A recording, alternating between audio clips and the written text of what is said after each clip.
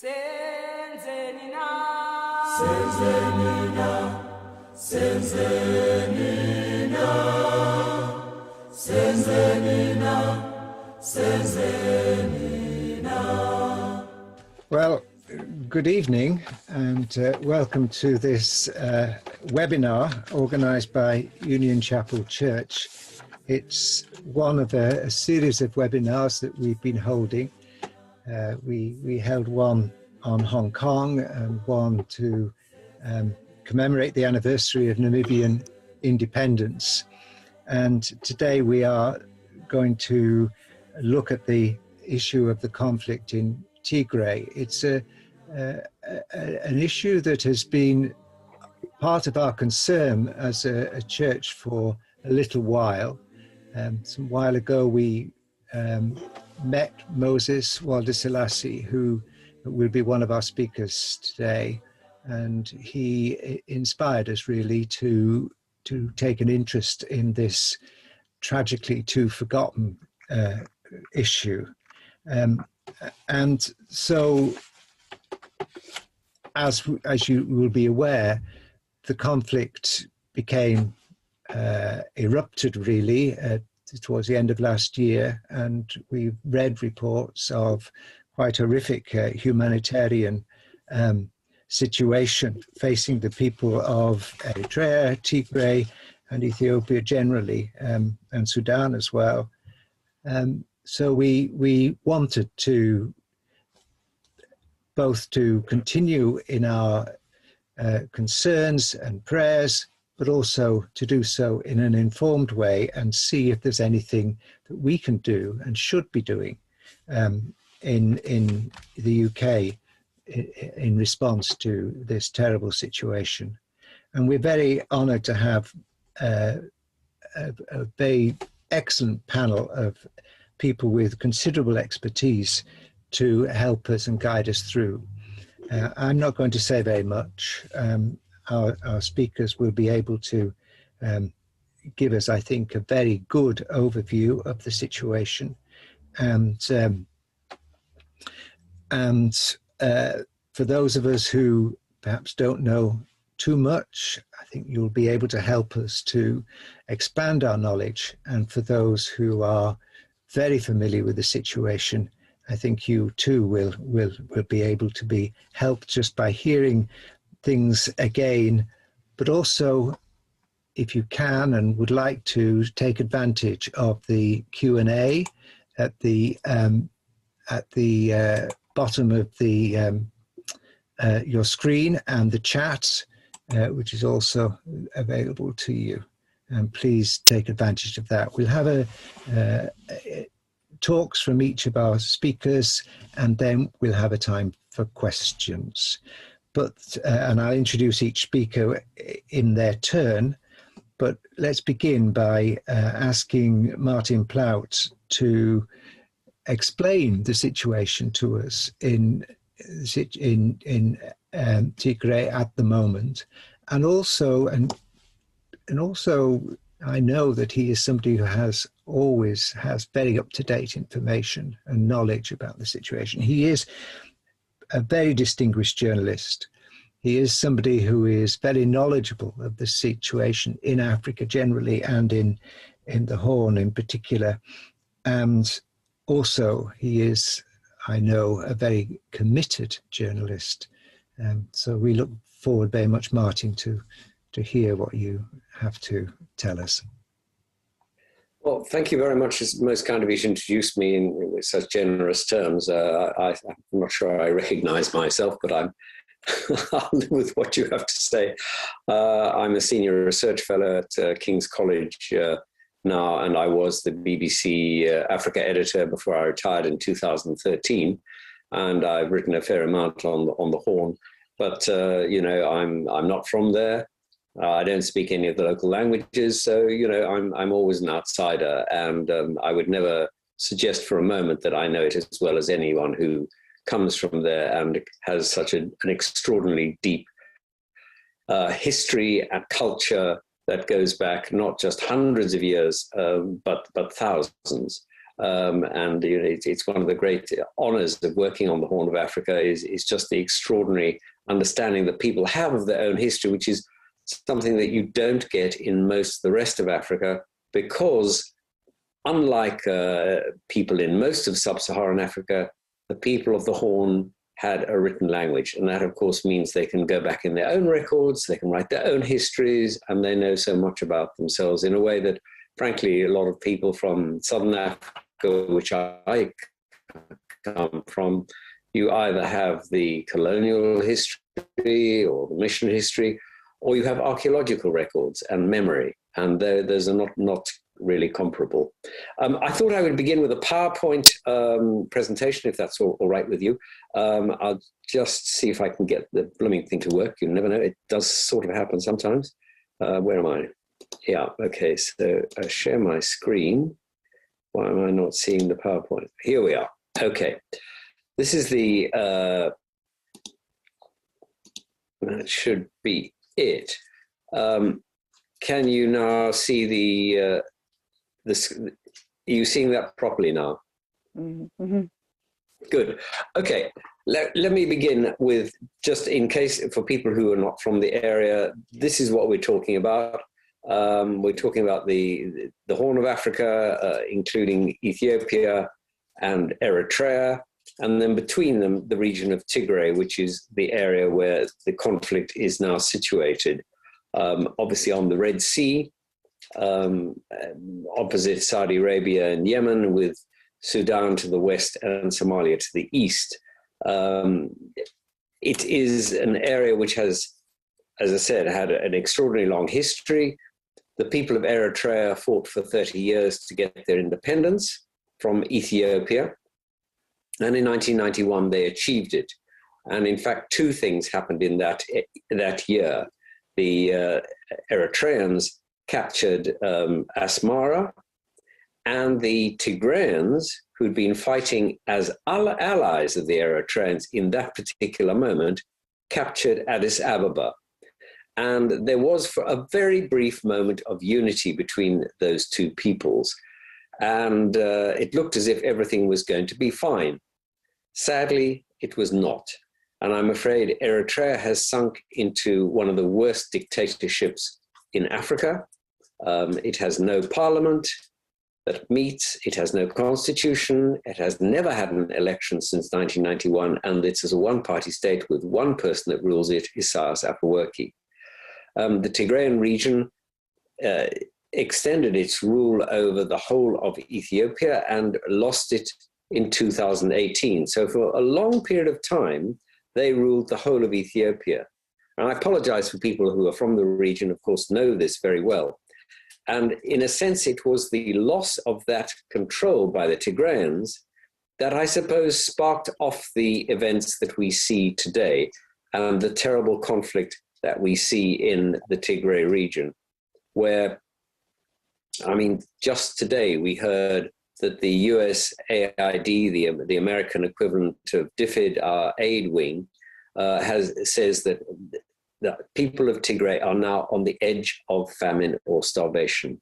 And you'll see in a moment why that is. The conflict that actually broke out, and I'm happy to explain it in greater detail if people are interested, began in November the 3rd and 4th last year, and soon spread across the whole of the Tigray region, and with attacks from the Eritreans from the north, the federal forces of Ethiopia from the south and from the west, and from a regional group called the Amhara, also from the south of Tigray. And it has been terrible, terrible fighting, some of the worst one can possibly imagine. Prior to the conflict breaking out, the Ethiopian Prime Minister, you see him there, the slightly shorter figure in the center, Abiy Ahmed, actually went to Eritrea and inspected the Eritrean troops. Next to him, you see the tallest figure in the center is President Isaias, who has ruled Eritrea since 1991. And in a sense, they came up with a plan, which I think we are now seeing the execution of this plan. And essentially it was to take out the Tigrayans, who both regarded as their bitter enemies. At the time of the beginning of this conflict, Prime Minister Abiy said chided the international community, saying, our rule of law enforcement operation as a sovereign state with the capacity to manage our own internal affairs will wrap up soon, and by ending the prevailing immunity of the Tigrayans. And that was what he thought in November last year. 6 months later, I'm afraid we are still at the height of the war. There is no indication of it ending anytime soon. This is a relatively recent map. It's not actually the most up-to-date, but it gives you some idea of the scale of the fighting all the way across the center of Tigray and right the way down into areas which are now on the border with the Amhara region, which is just to the south. Very, very heavy fighting that is going on with all three groups that I mentioned involved. And as you also see, it has in some places actually spilled over into neighboring Sudan, which is in green. It has meant a great deal of difficulty in getting aid, which is badly needed. Unfortunately, this conflict began when the harvest was just coming in, and there are areas which are frankly impossible to reach. You see that there is a corridor, and this is a February situation report, but it's similar now. You see that there's the corridor stretches from the south all the way up the eastern half of Tigray, up to Adigrat just above the word eastern, and then all the way across to Shiraro. But there are huge areas that are not really accessible.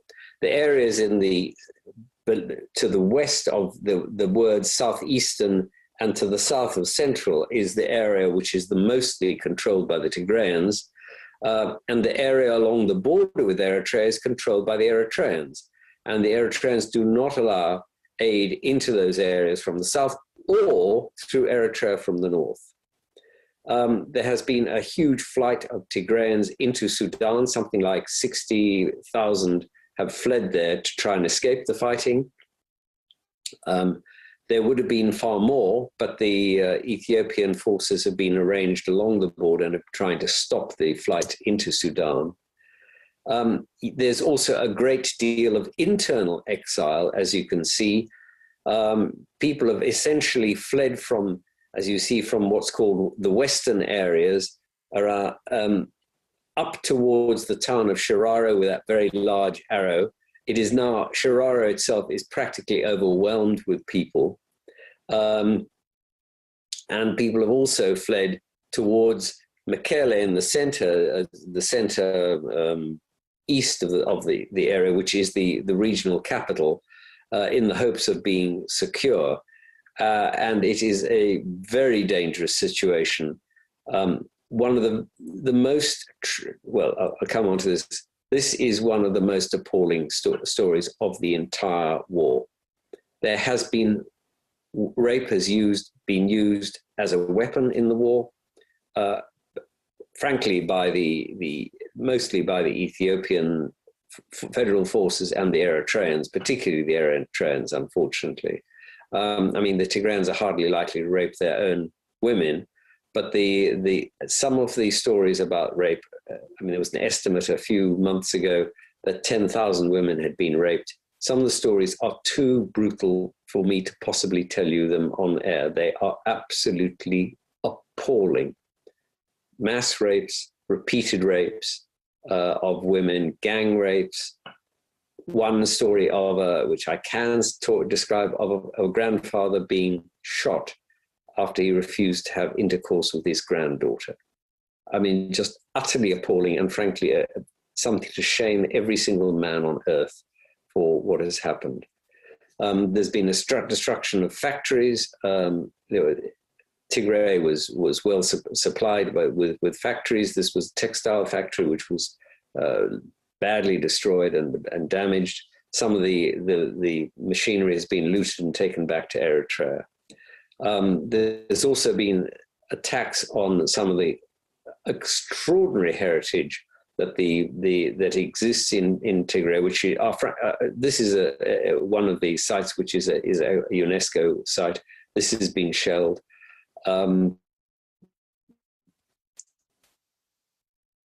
It isn't just the churches. This is a mosque which was shelled. This is the oldest mosque in Africa, or certainly one of them, established at the time of the Prophet, when some of his supporters came across and founded it in Tigray. And perhaps the thing that is so shocking is that the Eritreans have rounded up many, many thousands of their own children and sent them into the front line. These are little girls that are they're probably 11, 12, 13, 14, I don't know, nobody can be sure, but these are being sent into the front line. That is just atrocious, that these children, many of whom have been brutalized by the Eritrean military, and who are trapped in a form of slavery, which is called national conscription, some of whom have been there for 20 years and still can't get out. One of the most devastating comments right at the beginning of the war was by the US Institute of Peace, which included two very senior American politicians. And they said that they felt that the greatest possible tragedy would be the fragmentation of Ethiopia, because which could take place because of what is happening. So this would not just affect Tigray or Eritrea, but could actually lead to a collapse of the state itself. The fragmentation of Ethiopia would be the largest state collapse in modern history. Ethiopia is 5 times the size of pre-war Syria by population, and the breakdown would lead to mass inter-ethnic and inter-religious conflict, a dangerous vulnerability to exploitation by extremists, an acceleration of illicit trafficking, including arms, and a humanitarian security crisis at the crossroads of Africa and the Middle East, on a scale that would overshadow any of the existing conflicts, including Yemen. And we know how bad the Yemeni situation is. And this is not a prediction, but it is a warning of where we are. And I'm afraid that it is tragic. The one thing I would say that is good about this is that while there of course are terrible divisions on the ground between the Eritreans, the Tigrayans, and other groups, the diaspora has gone out of its way not to be divided. And I think it was last Saturday or Sunday before I was on demonstration. These are the flags: the flag of Tigray on the left with the star, and the flag of Eritrea on the right, flying side by side, people united of all religious groups, both trying to stand together against the conflict that is tragically tearing apart their people. So I'm afraid that's all I have to say. It is an appalling situation, one that, thank goodness the United States is taking a lead on trying to end, and the European Union has also done a lot. They've been working at the UN Security Council, trying to bring it to their attention. Unfortunately, the Russians and the Chinese have refused to allow it to be taken there. But there have been efforts to bring an end to this, and the African Union has done what it can, but unfortunately has been blocked by Prime Minister Abiy of Ethiopia, who will not allow mediation at this stage. So that is essentially where we are. It is a critical moment. As I say, food is exceptionally scarce, and it would not be impossible to see an outbreak of famine on a scale that we haven't seen in the Horn of Africa since 1984-85, and we know how many people died then. Thank you very much. I'm happy to answer any questions whenever people are ready.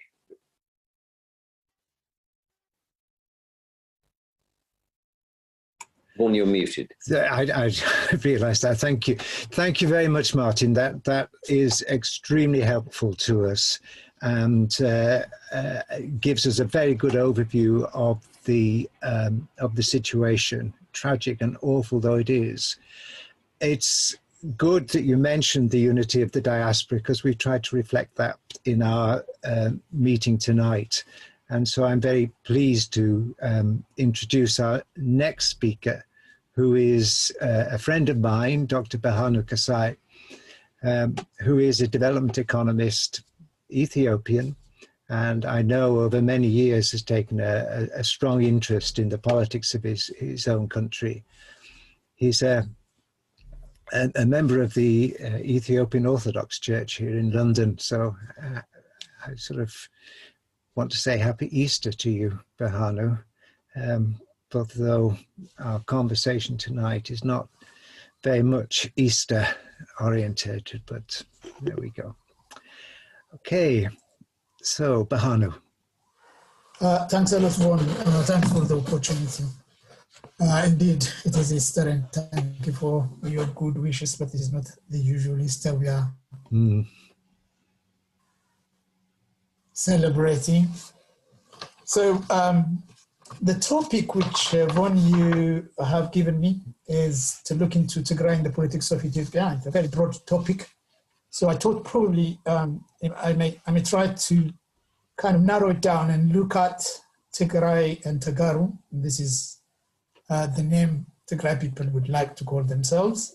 Their role, if you like, and their place in the political process of the nation-state building process in Ethiopia. I think that will capture it both in terms of the time, but also leading to what is precipitating, if you like, the current conflict in Tigray, because it captures all dimensions of the political forces and their place. So now, looking at that, I think one would first see that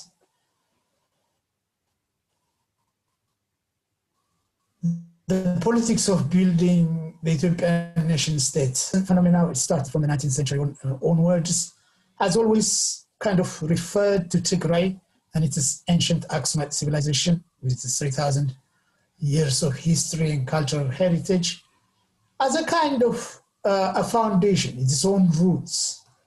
Just to illustrate that, if you see any banknotes,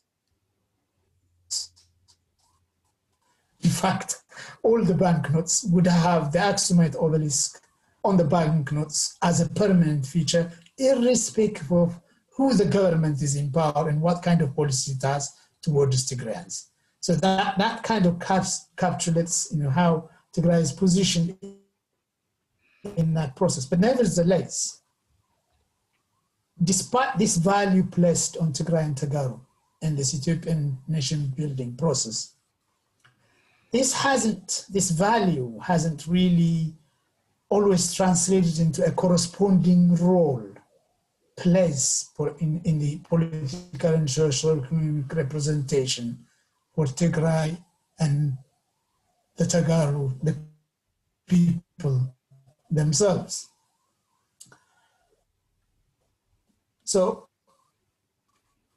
mainly due to history and culture, what you find is throughout the years, traditionally the Tagaru have existed as a kind of a self-contained socio-political entity for a long time, either by virtue of their emperors and their kings or as part of a loose formation within the Ethiopian structures. Yeah. Now, when we look into the different sort of stages through this imperial, if you like, policies of creating a centralized Ethiopian state as an being, if you like, dominant culture, language, as opposed to all the other cultures. These movements against it by the Tagarus, the most important ones, just to highlight, is the one which was more in 1943, if people remember, the resurrection known as First Wayani. Wayani means rebellion, which was quelled by the Emperor Haile Selassie with, considerable support, air support by the British Royal Air Force. completely do away with the sentiment, the resentment by the people. So what we have is another one, which is the second Wiyane, which engaged in 17 years armed struggle led by the Tigray People's Liberation Front, which then, in coalition with a number of other nationalist movements, managed to overthrow the Derg military dictatorship regime in 1990. The point in 1991 was a kind of a watershed moment, because for the first time in Ethiopia's history, the many nationalist, if you like, movements came together and brought a political contract to create a federalist Ethiopia. So that political contract then led to a formation of the transition government, a multi-ethnic rotation, and came up with this ethnic-based federalist system, effectively enshrining that political contract into a constitution. So since then, what we have is a period of about 20 odd years with the Federal Democratic Republic of Ethiopia, governed by the party. I wouldn't call it a party, but it's a front, which is the Ethiopian People's Democratic Front. And this front was composed of all the constituent ethnic organizations, ethnic-based organizations, the Amharas, the Oromos, the Southern peoples, and the others, all were, represented in this political organization, which led the country for 27 years, the PRDF. And obviously within that framework, the Tea Party struggled and being the most disciplined government structure. But however, I think there are misrepresentations to some extent, some kind of exaggeration here. One cannot say it had a complete monopoly on the organization, the PRDF, and the government structure as well. Because clearly, if you look into the different stages in the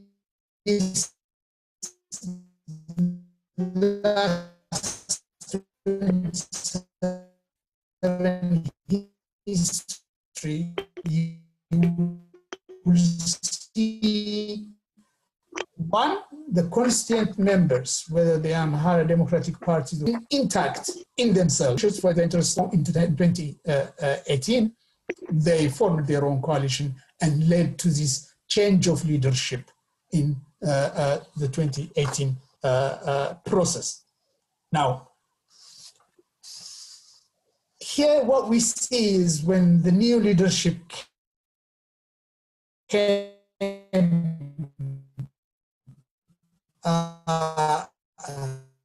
in force for currents.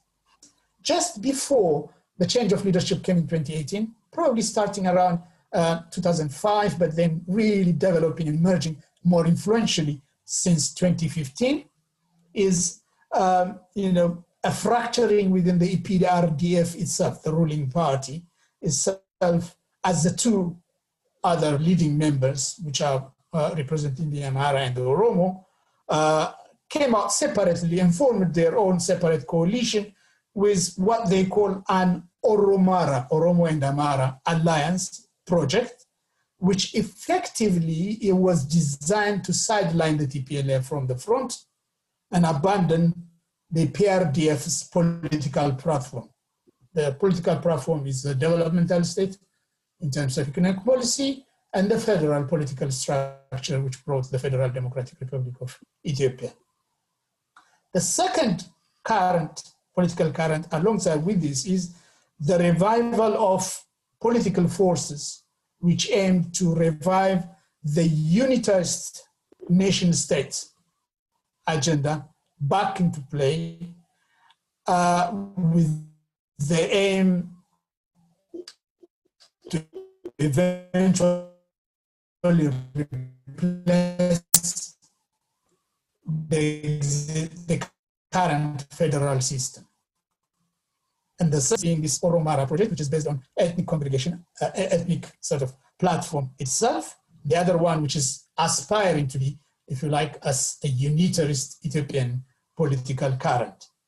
And that alliance finds itself, if you like, a common enemy in the face of TPLF, because it is perceived to be the political force which kind of, came up with the idea, led through the government which brought it into life. Now, ironically, and I'm about to finish if my time is have run out, ironically, what you see is, although this alliance, this unholy alliance, positions itself as a unitary Ethiopian sort of project, or on that card, and against any ethnic identity-based federal system, in reality, the political strategy and propaganda is in effect ethnocentric. Why? What you see is it is focused on ostracizing Tagaru as a means of rendering the TPLF, the Tigray People's Liberation Front, powerless by weakening its social base.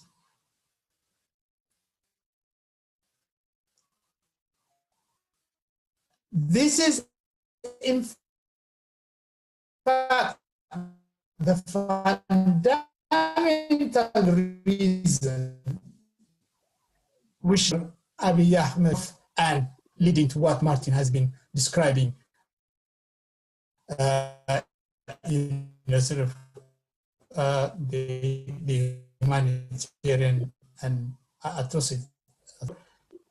I hope this kind of gives you a background on what actually in the foundation, in the root, the main problem is, the focus or from where this ethnic cleansing campaign starts. Thank you. Thank you very much, Bahanu. That's really helpful. I mean, it's really important that we put the struggle in the situation into this kind of longer term political context, and that's really been very, very helpful. I mean, history informs us a great deal as to where we are in the present moment. So thank you. I'm going to hand over now to Mebrat Deres, who I've asked to talk about the humanitarian situation and the situation facing refugees. Mebrat is a very has a long-standing commitment to the liberation of her country, and has spent a lot of her career since coming to the UK caring for the well-being and the mental health of refugee communities. And it's a great pleasure to introduce you, Mebrat, and looking forward to what you have to say. Thank you. Okay. Thank you for introducing me. Yes, my name is Mebrat, and I came here to this country as a refugee in 1986, and I fled Eritrea because of the civil war, two fronts, which they were fighting for the same purpose, but they had different idea how to do it. And so the bitter conflict among these two organizations, has led to many deaths and a lot, and leave their home behind and become refugees, asylum seekers and refugees in different parts of the world. And since then, I didn't like, the fight in the conflict then, because I witnessed firsthand disaster, what it can do to human being in terms of the trauma that people they carry in their life. And I didn't like the war that erupted in 1998 between the Eritrean and Tigrayans, because that also has left a lot of people, traumatized. And then now we haven't witnessed this kind of disaster in the Horn of Africa, and for me, it's sad. It's very sad to witness what's happening. Because the scale of the disaster, the humanitarian crisis, is beyond conception. And I think Martin has given us, the overall view what's happening. But I think, if we're talking in numbers, I think there are around 4.5 million people in need of assistance, and 2.6 of them actually they are in immediate need of life-saving assistance, and that's difficult. I mean, for the same reason that Martin was explaining, there is no access. They have blocked everything, and the saddest thing about the whole situation is we have got about 5,000 children separated from their parents. And they've been displaced, and these children, they are at risk of neglect, sexual and physical abuse. And that's actually, it breaks my heart when I look at these numbers and at what is happening. So all these disasters, what it creates is, it creates, a flux of people leaving their country and ending up, in refugee camps, and maybe taking big risks to go to a place where they might find safety, okay? Not to become rich, not to make money, as a lot of, newspapers sometimes, they paint a horrible paint about refugee coming, to take your jobs, to take money, but the first thing that refugee they have in mind actually is to be safe, to be to go somewhere where they can be safe. And the journey they come through, and in the past years, maybe some of you have witnessed how these young men and women, they have come through, they walk through the desert, and they reached Libya, and then from the little boats that we see, to help them cross to come to Europe, and a lot of them, they lose their life in the process. And the humanitarian crisis that is created by war, and once they reach a safe place,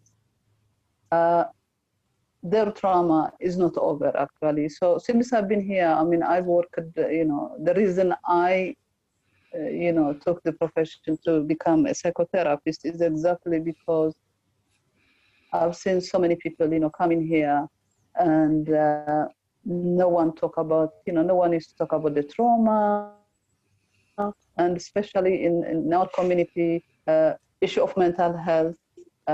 Still now is a taboo. No one recognizes that, they've been through these horrible journeys, and no one recognizes, mental health. And we have seen actually, a lot of young people taking their life. I remember it was all over the news that in the past, 1 year and a half, 4 young men who they came through that journey, through that horrible journey. Within the span of 18 months, they all killed themselves. They committed suicide. And the trauma that these people they've been through actually is not recognized. And there is huge crisis both in the Eritrean community and the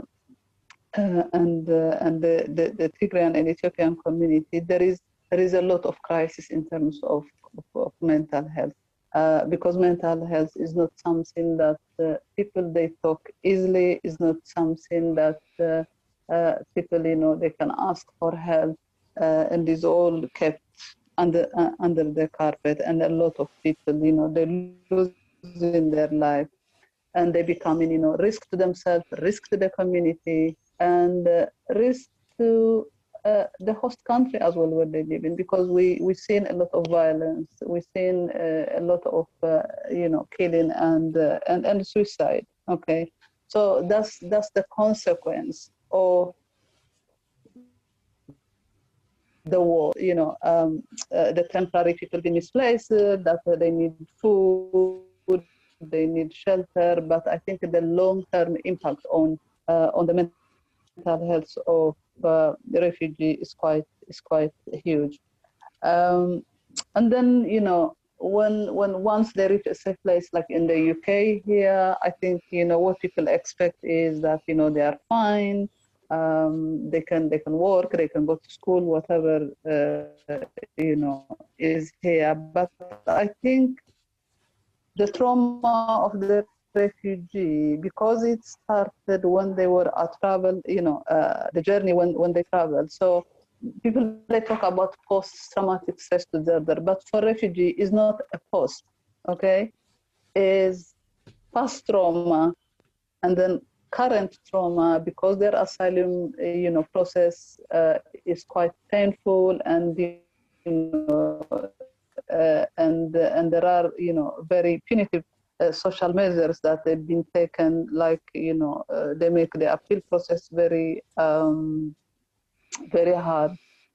And the unaccompanied minors, especially when they come to the country, there is a lot of pressure on them proving their age, who they are, and the identity. And I think what people, they don't understand is when you flee your country, you don't have a passport that the government is going to give you to flee the country. They don't have an identity. Okay, they don't know how to prove their identity, and that become another issue for the people who reach a safe country. There is the trauma of the war, where they spend a lot of time in that country. There is the trauma of the journey, and then when they come here, is a continuous trauma that it never ends, because and then is about also their future, because the present is uncertain and their future is uncertain, and a lot of people, a lot of time they've been told that they need to go back home, and that's you know, the trauma is just is endless for refugee. So I mean, there are a lot of organizations here that, you know, voluntary organizations, and one of them, the Refugee Council, which used to be huge and big organization, but because of funding, a lot of things they've been cut. But yes, there are organizations that they help the survivors, you know, the people who survive through the war, and the other trauma that people experience here as well is not just you are here, you are okay. For example, you know, they are in an unfamiliar culture, and they don't know the system.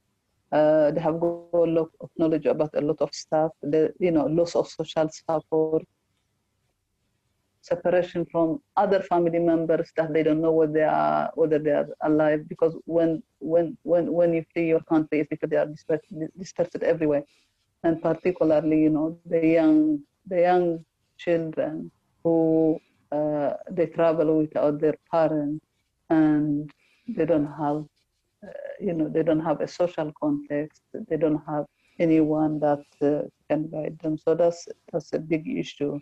And then there is the disruption, you know, to family life cycle, because once people, you know, they are in a host country, you know, following laws and reconfiguration about the roles, maybe women back home, maybe they were just, you know, bringing up children, but when they come here, the roles they exchange, and a lot of men actually, you know, they feel, you know, their role diminished because they cannot provide for their family and all that. And so it is a continuous torture. It's in their life that it needs a lot of help and support. Am I over time? Or just about on time. Yeah. So I mean, I can go and I can go and talk about the kind of story that people tell me about their journey and their pain, which sometimes is unbearable for people to hear that. But I think that's the consequence of all this war, and we haven't seen yet what the war in Ethiopia now, in Tigray and Eritrea, is going to do to a lot of people. We haven't seen it yet, but that's my worry, that's my concern. Thank you very much, Mebrat. The war will not finish when the fighting stops. Yeah. And there are consequences that we have yet to see, which will impact very much on the traffic through Libya across the Mediterranean, and the terrible report in The Guardian today about the European ports of entry closing and turning people back. So we have got a responsibility, very particular responsibility in this country towards the refugees who will be coming out of that situation, quite apart from the responsibility to deal with what is going on inside Tigray. I'm going to introduce our last speaker, Dr. Moses Walde Selassie, who is a good friend of Union Chapel now. He's the person who came to us and talked to us about the situation in Eritrea, first of all. And I'm very pleased that he's joined us this evening. I've asked Moses to say something about what he thinks we can be doing and should be doing as a response to that. And where after Moses has spoken, we can open out the discussion between our panelists and in response to any questions. So if you have any questions to formulate, I've got hundreds, please enter them in either chat or the Q&A boxes. But first, Moses.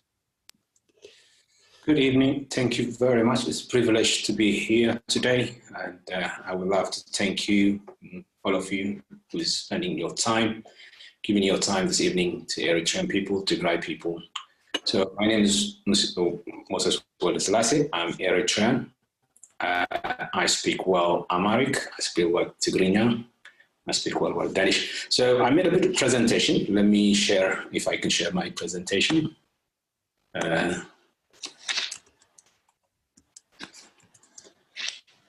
don't know if you can allow me to share my presentation.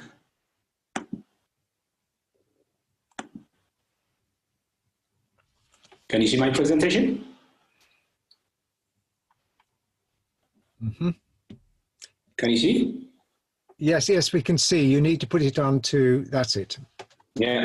Well, thank you very much. I think it's not only Eritrean blood counts more bigger than the ocean, but anyone shouldn't be died for nothing. Any African, this is 21st century, we shouldn't have seen that.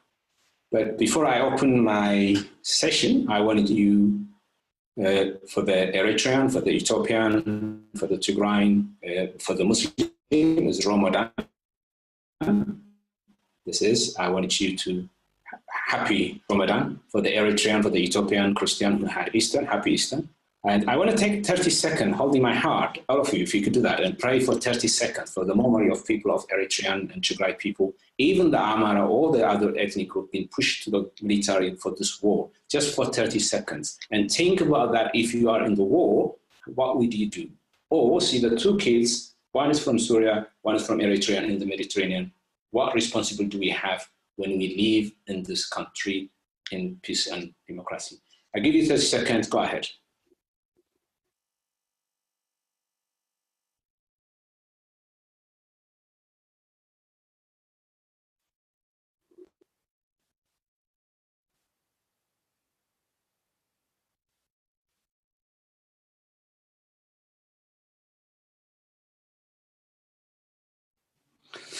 Well, yeah, thank you. I think this is just the presentation. What we've seen is Eritrea is independent and it's Red Sea is an independent sovereign country. So what's happening in Eritrea for the last 30 years, 40 years, 50 years is everybody already, Martin has described it, or Dr. has as well. Most of you have covered it. So what I will try to highlight is what do they did in 60 Eritrean, now with that we're not doing it. Who was there? For example, Idris Muhammad Adam, he was the head of the parliament of Eritrea. When Haile Selassie demolished the Eritrean parliament, he has to leave the parliament and he has to go to flee to Sudan. From Sudan, he went to Egypt, and they were only less than 20 people, and they created ELF. Usman Saleh Sabeh, he was the key person who innovated Eritrea, who built Eritrea. He was a businessman. At the same time, he was one of the smartest. He can speak Arabic, he can write Arabic, and he explored, and he sent many young Eritreans to go to study to Syria, Iraq, you name it, to Cuba. So these are the engine of Eritrea. They built Eritrea in 1960 in Egypt within less than 20 people. This has led us into fight Eritrea. Idris Awata was here in Eritrea, who the first person who shot the gun and asked Eritrean people to serve their own country. Are we serving our country at the moment? And we need to ask ourselves, especially people like me, you Eritrean, we live in diaspora. What do we do? What are we doing? Our people, our granddads or our dads, they did. So when did that start? Eritrea, the national mass movement, all that. In Second World War, Eritrean was pushed towards any different places. The Ethiopian, they start, Haile Selassie especially, you can see the young people, they were hanged up. So many Eritrean young people fled out from Addis Ababa University, from Ethiopia, different universities, and from Europe, they fled to Eritrea to fight against their regime. What's happening in Eritrea now is the same thing what's happening in Tigray. In Eritrea is happening genocide for the last 30 years. There is no healthcare system. There is no freedom. Underage in military. We saw them last few months, the last 5 months, they've been put into prison. Eritrea doesn't have any protection for the healthcare. 80% Eritrean people live in the countryside.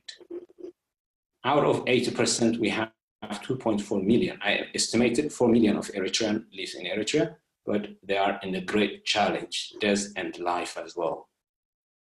The healthcare that was dominated by Alibaba was not allowed to get in. Eritrea has the lowest failed rate rates. As you can see, this is the data, I got it from the World Bank. So Eritrea has been putting back since 60 until now. During Haile Selassie, PFD, the regime in Eritrea, they're doing the same thing. During Mengistu, the Derg, many young Eritreans was killed, fled. Many, the Highland, the Muslim people of Eritrea was killed during Haile Selassie as well, due to the Idris Awate. So what do we want today is peace in Eritrea, peace in East Africa. And how do we build innovative Eritrea? And that this is what Martin has already showed us. But what happened in Eritrea for the last 10, 15 years, we've seen a lot of organ trafficking. For me, it's not new what's happening in Tigray. Because in Eritrea, all the organ traffickers, the money was paid inside Eritrea. Even though the organ trafficking was happening in Egypt or other countries, but it was already happening inside Eritrea. People were paying money inside Eritrea. So what the Eritrean people say? We want freedom. So I will stop my presentation here. I hope you had the chance to see what I want to show you today.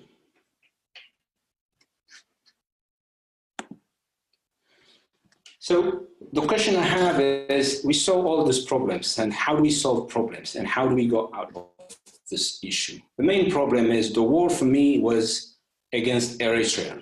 The war is not between the federal government of Ethiopia and Tigray. The war is between the regime in Eritrea against the Tigray and the Eritrean refugee in Tigray.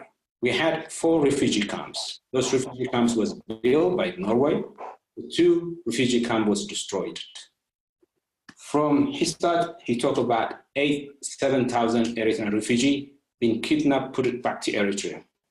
From Shimbala, 13,000. In total, 20,000 refugees disappeared in the first 1-2 months of this war. Now we have 2 refugee camps in Tigray, and most of them, they didn't have access for food or water for the last 5-6 months. So Eritrea, inside Eritrea, we have the biggest challenge. Our people are starving. There is no medicine. There is no hospital system. So what do we need to do? The reason I came to Union Chapel is to ask you guys to help us. You've been very helpful. We will have to thank you. In the name of Eritrean, in the name of Allah, in the name of Christian, Jesus God as well. Eritrea has 9 ethnic groups. We never had this kind of issue. We never had seen this kind of hate against other nations. Hate is not allowed. This is 21st century. We should be able to build the country. We should be able to build the Horn of Africa. My dad passed away in 98 in Addis Ababa. Everybody knows the war started in 97, but I don't blame the Ethiopian government. I don't hate the Ethiopian government. Even though my dad was taking his business, that's why he got upset in 98, when they start taking money, their assets, and he died in 98. But I don't have any problem against the Tigray regime or the Ethiopian regime. The problem I have is the regime in Eritrea is the main problem for this crisis. I would love to ask you again, I'm appealing on behalf of the Eritrean people to help us remove this regime. The longer he stays, the longer will dismantle the whole East Africa. He did it for the last 40, 50 years in Eritrea. Now it's happening in Tigray. I think later will happen inside of Ethiopia. Eritrean people in Addis Ababa, they've been as refugees, they've been collected and taken away to Eritrea as well. So for me, this is not war. This is genocide. You can't. In Amharic, they say, if you want to rape someone, especially girls, they will tell you, don't you have a sister? That means, don't rape someone. How do you feel if I rape your sister? That's what they said. So we hear all this. People are living in Europe, living in the States, trying to bring love. Hate is not allowed. Hate is not good. Let's build a country. Kids, women are the victim of this war. No one is winning when you have war. Even, let me tell you, back to many years history, when Muhammad was in the war, she struggled, and he didn't have any space for his own people. He told them to go to Abyssinia. It's the country, Abyssinia at that time, is Ethiopia now. Well, they're Christian, but they will allow you to come as a refugee. And Muhammad, he sent people to Ethiopia. So that's how they got into Ethiopia. So being refugee, no one leaves home unless there is a devil in home. No one is born to be refugee as well. So what we're doing now is we're building the young people that can solve the problem of Eritrea. We already created this for the last 4 or 5 years. We have innovated, bringing agile methodology to bring the mass movement. We have people in the States, we have people in the whole of Europe, we have people in East Africa, we have people in Middle East, and they're all supporting this. So regime of Eritrea doesn't have more life to stay in power that long. So thank you very much for my time. Sorry, I'm out of running, but yes. Thank you very much. Thank you very, very much, Moses. And as always, passionate and informative, and also helping us to think about our responsibilities and commitments as a result of hearing what we've been hearing tonight. Are there any questions? I think I haven't got one at the moment, but please Can I say something? Because many Eritreans, they're happy to ask. Paolo has raised his hand. Huh? Sorry? So, Paolo has raised his hand. Oh, okay. Paolo, where's Paolo? We can allow as well to ask in Tigrinya so that we can... Paolo, you can talk.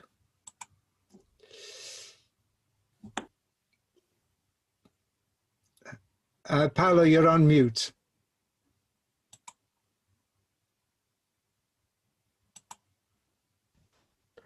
Hello, everybody. Hello. No, sorry, I was just raising my hand to answer to a question from a panelist before when he was asking if we could hear him or so. I did not actually have a question. Thank you. Okay, sorry. Thank you. I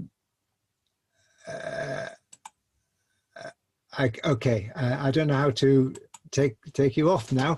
Okay, I'd like to ask a question to Martin, really, which is about the kind of state of diplomacy and the British responsibilities. I went with Moses a while ago to the Foreign Office to meet and talk about the situation. And I rather felt that the British government were sort of washing their hands of the situation. I mean, obviously now circumstances have changed. What is the situation now? And is there anything that the British government can do? Yes, there certainly are things that the UK government can do. I mean, let's be honest, Britain has less weight in the world since we left the European Union, because we are now revealed to be the rather smaller nation that we have always been. And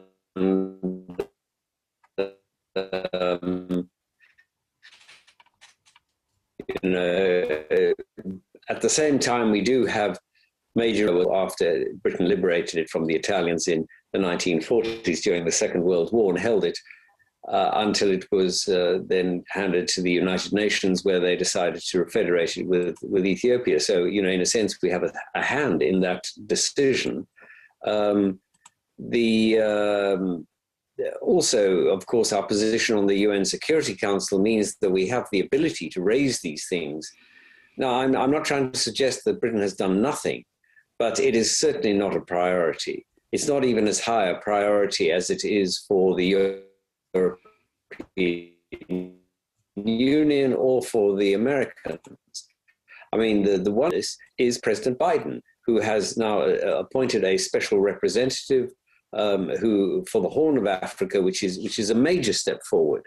And he is traveling on, I think he's just begun a trip to the region, and where he is trying to resolve a number of interlinked problems, because I'm afraid the situation in Tigray is only one of a series of issues which are actually related to each other. One is a border dispute with Sudan over some land which both sides claim, and the more important one is over the use of the River Nile water, which Egypt relies on so very heavily for its survival. I mean, they only about 4 or 5% of all the water that is drunk in Egypt falls on their own land. All the rest comes down the Nile.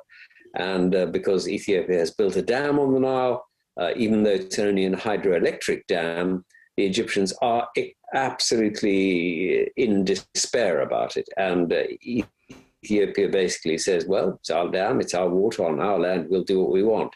We'll be nice to you, but it's up to us. And the Sudanese and the Egyptians say, hang on, got to share it with us, and we've got to have a international regulation. So I'm afraid that and these issues are interrelated, because quite frankly, one of the reasons the Tigrayans, the government in Addis Ababa, was because they used Sudan as a rear base.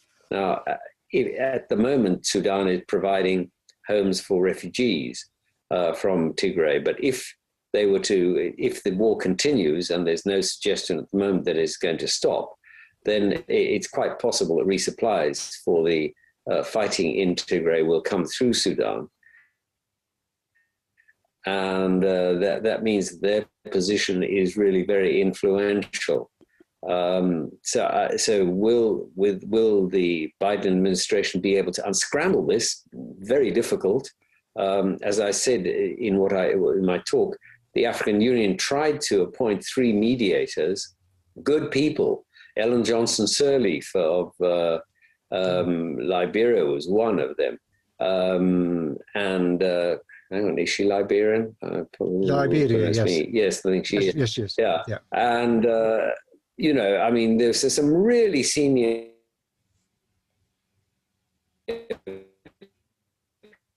people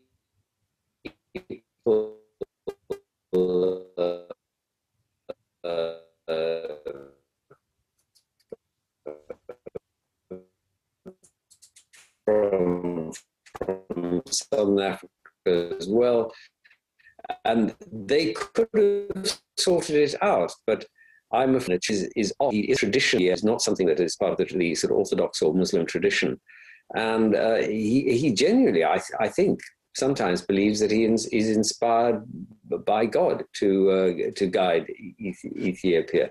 Now, I have nothing against people being inspired by God, but when they think that they have a God-inspired right to run their country, it can, I think, lead to terrible results. And I mean, to be honest, this is something that others should speak on. But I think it means that it can lead to people being so intransigent that they cannot see that others can have a better view of what is going on. But listen, I don't really want to get into religion. It's not my area. Thank you.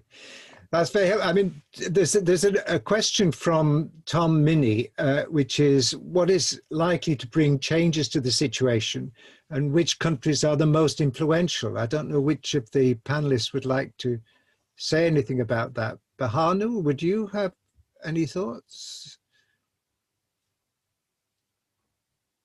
Yeah. What can solve it? I think if I go back to what I have said when I started, the part of my discussion, the country is so diverse and formed by different cultures, different people, now with very strong, feelings about who they are and their interest to be kind of self-administering themselves. And they have kind of tasted a bit of it in the last 27 years as well. So now to go back into something which is completely the opposite of that is not a solution. That's one. Therefore, I think many in the international community, whether they be political analysts, experts, institutions, political advisors, or even government officials have said it, the only solution is to have a free national dialogue, back to have a new political contract where everybody has a stake and can decide and what the next political platform should be. And who can help with that? And I think on the one hand, the international community has done a lot in terms of the humanitarian support, a lot, given the circumstances, because there is always, an obstacle, a hindrance to have access to the people who need it, but also largely because of geopolitical interests and the kind of framework of international political relations as well. Up to now, where it has been is kind of putting pressure through repeated calls, except the European Union, which also for a period suspended, has worked. And that's why Abiy came out and at least recognized that the Eritrean forces are in Tigray and committing those atrocities. At least saying, yes, they will go out, as soon as, we can control the border. And Isaias himself has felt that pressure. And that's why, although he didn't acknowledge it all the way through, now he came and said, yes, we will go out as soon as the Ethiopian forces secure the borders. No, so that's an outcome of that pressure. But I think if ever this situation is to be resolved, one cannot really trust on this kind of shenanigans of buying time type political strategy, which comes out both from Abiy Ahmed and Isaias Afwerki. There must be a concerted, decisive measure, which includes penalties. If people refer to the recent International Development Committee of the House of Commons, that's what they are actually suggesting. And I think the UK is using it as the new kind of new envoy for international emergencies and humanitarian effort to join up forces with the US, with the European Union and other forces, since it is difficult through the United Nations Security Council processes. That is not a possibility there because it has been tried, but at least come up with a coalition of interested parties to take some strong measures so as to bring these forces onto the table of negotiation. And that is the only thing which can solve it. Otherwise, emergency will soon pass into famine. The political confrontation, the war, the killing will spread. It has already started in Ethiopia spreading. It is spreading in Somalia as well. It is possible that it will bring in, sort of Sudan into it as well. So it will be a major thing, but we can't wait until then to take a decisive action. A penalty should be tied to it, and a decisive action is long overdue. Thank you. I just, as a kind of concluding question, it says on here that it's been answered, but Teresa asks, I have been on many events where they ask us to write to our MPs, should we do this? And what would be our key message? And I just thought, as a way of rounding up, to finish the evening, perhaps ask each of our panelists just to say some bullet points as to what we should, if we did write to an MP, what would we say? Just bullet points. Should I begin with Mebrat? Yes, okay. Well, I think for me it would be, stop the war and stop the consequence of the war that is a humanitarian disaster. And it is also for the benefit of this country that people, they'll flee their country and they come. It will be for the benefit of this country as well, to help people stay in their country. But this war has to stop because it's a humanitarian disaster. It has taken too many lives, and then the consequence, we don't know yet what it's bring in terms of the trauma and mental health. Thank you. Thank you very much. Moses. Yeah, I think, thank you. Good question. We need your support. We need to reach every single MP. We need to knock the door every week if we can. We need to bring down the Eritrean regime because he's been doing that for many years. He's doing that as well now. And there are many Ethiopians as well in Addis Ababa. They can't live normally now.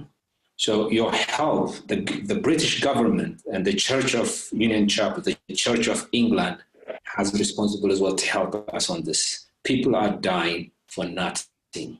On top of that, for the Eritrean people, silence is crime. We have more than 50 organizations in London. None of them is highlighting the issue we have. I know that we're doing that, but we are far away from the regime what he's doing in Eritrea. So we cannot be Eritrean if Eritrea doesn't exist. Eritrea is not Eritrea without of Eritrean people, without its people. So we need to stop the war. We need to tell our soldiers to point their gun against the regime in Eritrea. We need to withdraw our people, our small soldiers. They didn't even qualify to go to GCSE or 12th grade. These kids, they should be in school, not in the war. I had 4 brothers in the fighting group. 2 of them came, 2 of them didn't come. All Eritrean has lost their brothers and sisters, but we have seen many activity in diaspora. Let's focus on the main issue to solve our problems. Our mom and kids are dying.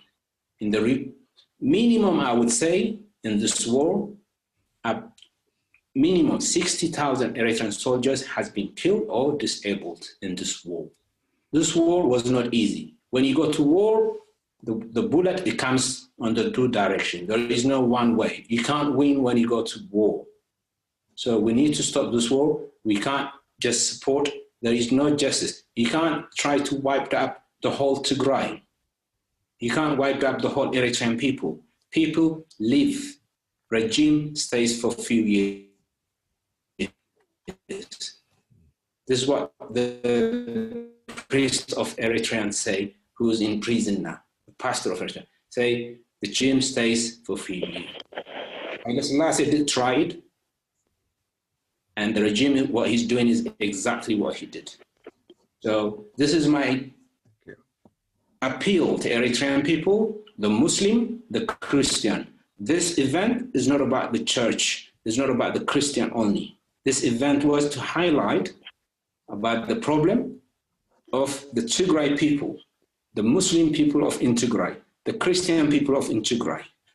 The problem of Eritrea, my brothers, Muslim, Christian, we are one brothers and sisters of Eritrea. I rather have Eritrean people be on side, stop this fighting and bring to justice those people that are committing crime. Let me give you a few advice. Just a few weeks ago, I was looking into Al Jazeera. People who commit crime, genocide in Rwanda, 1994, after that, they fled into States, some of them to France. The lady from the States, she had American citizen. She qualified to live there as a refugee, but later on they found out she was one part of the genocide. They just returned her back to Rwanda after 20 years. We will do the same thing for those people who are committing crime in this war or in the Eritrean organ trafficking or destroying Eritrea as well. So that's my appeal. The appeal for the British government, please help us on this to end the crime.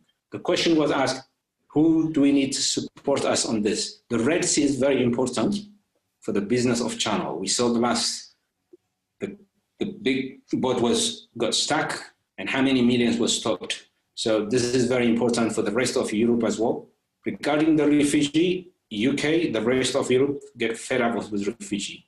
So there is no way the refugee, they can come back here to Europe. We need to help them where they are.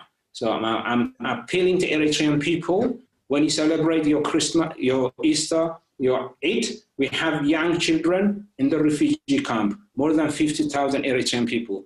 I appeal on behalf of them to support them. We are the people to support our people. Thank you. Okay, thank you, Moses. Thank you very much.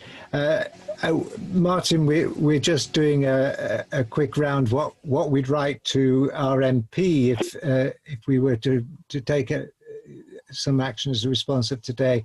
I just noticed there is a question in a comment in the question section about dialogue and what would be the grounds of dialogue to move this forward. But is there anything in that and in any last minute bullet points, quick thoughts about what we should include in any letter to an MP?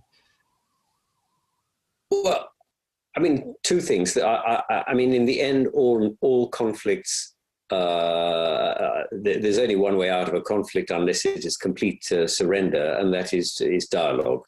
So I mean, I always think dialogue is the way forward, and it should be undertaken. I mean, interestingly, the people who laid the groundwork for the dialogue which led to the peace between Eritrea and Ethiopia was the World Council of Churches. Now, I can't tell you whether the World Council of Churches is or isn't doing anything in the background. Maybe already they are. And perhaps that's something that one could encourage them to as a church. I mean, I'm not a church member, but I mean, perhaps you could. The members of Parliament, I would always suggest that you contact your member of Parliament and ask him or her to contact the Foreign Office to say that a more vigorous policy. Let me be frank. I think that Ethiopia is a much more complicated and more open to, there are elements of democracy and elements of repression in Ethiopia. There are no elements of democracy in Eritrea, sadly. And, the only language that Isaias has ever responded to, the president of Eritrea, is economic sanctions or sanctions of some kind. And if one was to say to them that we will not continue having relations with you, that is one way. The other thing that our MPs could do would be to work with the Saudis and the UAE, who clearly have a relationship with both the Asmara and with Addis Ababa, and want the Saudis to try to resolve this. But in the end, we must have dialogue. The last war that Tigray fought lasted, I think, was it 17 years? I mean, we can't allow that to happen again. It would be absolutely tragic. And if we're going to go through the kind of famine of 84, 85, I mean, my heart sinks. I mean, the suffering was so immense, and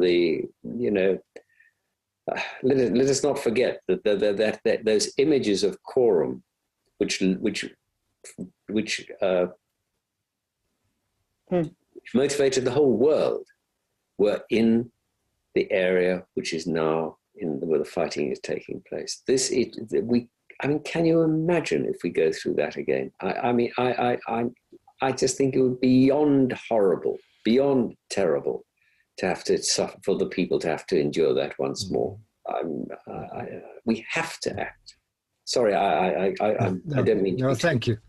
No. It's really very, very important, and we I think all feel this passion tonight. Bahanu, do you have a very short last observation? I think in terms of what people in the audience, if they're interested into supporting with this and writing to their MPs, I think one thing is the humanitarian situation.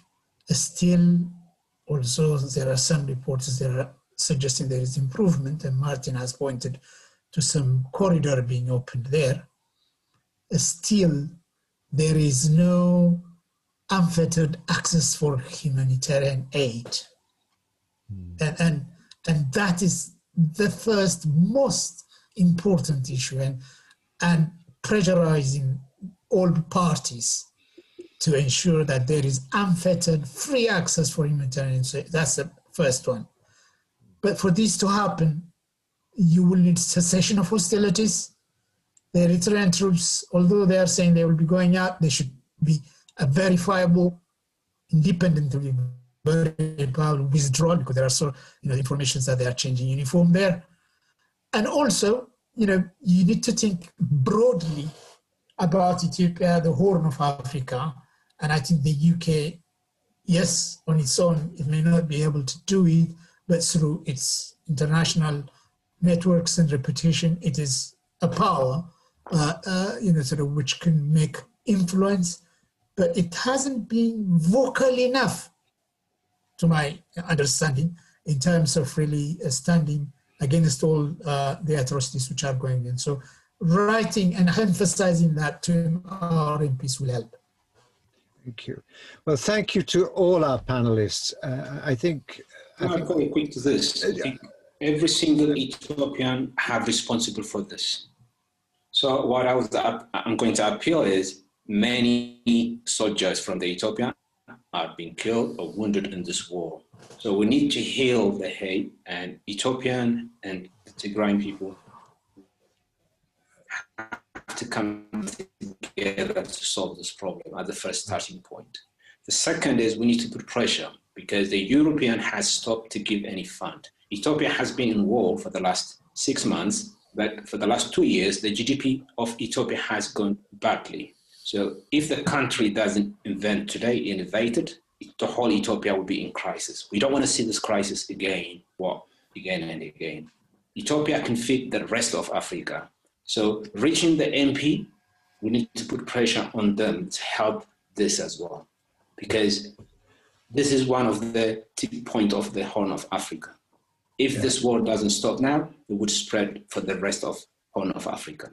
Thank you. Okay, thank you, Moses. Thank you. I want to just conclude by saying thank you to our speakers. I think this evening has been extremely informative, but it's also, I think, been quite an emotional evening, because the situation in Tigray, Eritrea, and Ethiopia generally and the Horn is really such a critical point now. It really is important that you've been able to bring this to our attention, and all of us have some responsibility to take action. I'm going to ask my colleague, Emmanuel, who has been very patient here on the panel, just to draw this evening to a conclusion and say something about what we at Union Chapel are doing at the moment, particularly in relationship to refugees who are here. Emmanuel. Thank you very much, and thank you to all of you. Can you hear me well? Mm-hmm. Thank you very much to all of you, Moses, Vaughan, Martin, and Nabrat, for coming and enlightening us to what is happening up in North Ethiopia. My name is Emmanuel Wildesus. I'm the manager at Margins, which is the charity arm of the Union Chapel. It's great to have you here. Just to say a little bit about what we do and how we do things. Just for an explanation, the Union Chapel is primarily a church. It is a church with a history of 200 years plus. It is one of the country's most stunning Grade 1 listed building, heritage building, providing for over 30 years vibrant arts, live music and performances, essential homeless services support to the most vulnerable people in our society, and creative community empowerment and social justice organization. And I manage the essential homelessness services for the most vulnerable sections of our society. Among them are refugees, migrants, and others. The activities and supports that we provide include food, for example, is one hot food to take away twice a week in this pandemic. But prior to that, we had people entering into the building and getting services. Our services are Mondays and Wednesdays, twice a week, and just only take away. A limited offer of showers and laundry and computer access we do provide as well to a number of people. Welfare advice and housing and support packs for food and clothing are also available to take away. And of course, another important aspect is the link with our partners and community organizations around London. But another area that we've introduced this year is the social justice aspect of our work. One of them is today's event for us. And prior to that, we did Hong Kong. And we will continue that. And people like Moses coming to the church and speaking about what is happening in the community it is an informative aspect of the work that we need to do. And that linkage is very important to us, for us to highlight what are the concerns. This is not about just including the community, but making the community belong in the community that we live together. And we need to highlight and to raise awareness of what are the anxieties that Murdoch was talking about. Trauma and how we show it is very important. People talk about employment, unemployment and employment for migrants and refugees. It's kind of a different aspect to the indigenous communities, for example. We need to take that into account. And that is when we have the social justice activities highlighted and people talking about it and taking the historic backgrounds that Vaughan was talking about, that people essentially need to know. And the current affairs that Martin is talking about are all important things that we need to highlight. In that context, that we can build services to communities that we are serving.